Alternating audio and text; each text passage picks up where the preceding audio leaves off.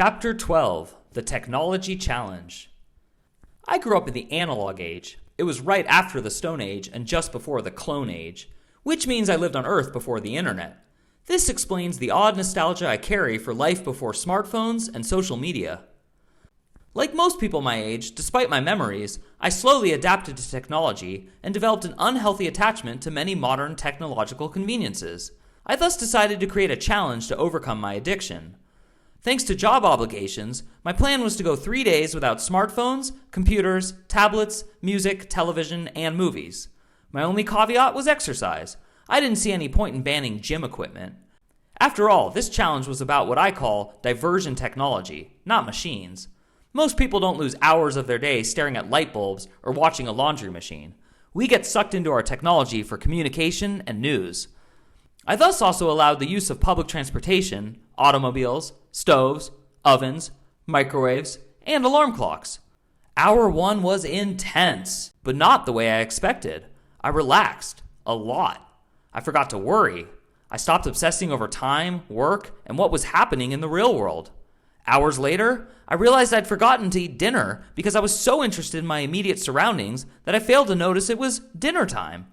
Believe it or not, there's no such thing as dinner time. It's made up, just like the news cycle and benevolent dictators. It only got better. Later that evening, instead of playing with my phone while the TV rambled in the background, I read 140 pages of a new book and then played guitar for an hour. The next day, I had intelligent, face-to-face conversations with my friends, played with my dog more, and then patiently thought about stuff I normally don't have time to consider.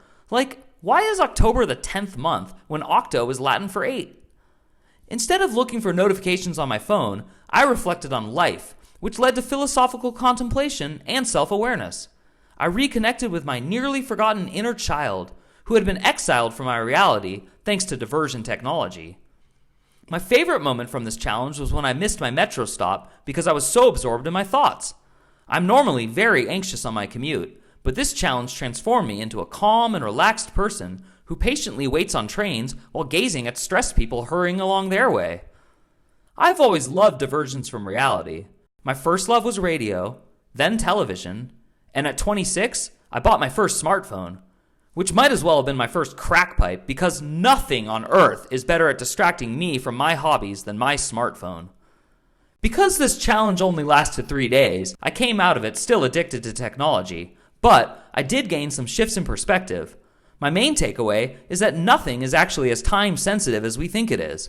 I don't need to check the weather every hour. I don't need to read posts about what others are doing with their day. And the news is not nearly as important as human interaction. I left this challenge with a new strategy for dealing with that itchy sensation that is my desire to pull out my phone the moment I feel bored. I now ask myself, am I trying to kill time? And if the answer is yes, I leave my phone in my pocket and do something more productive. Like going to a laundromat to watch the machine spin.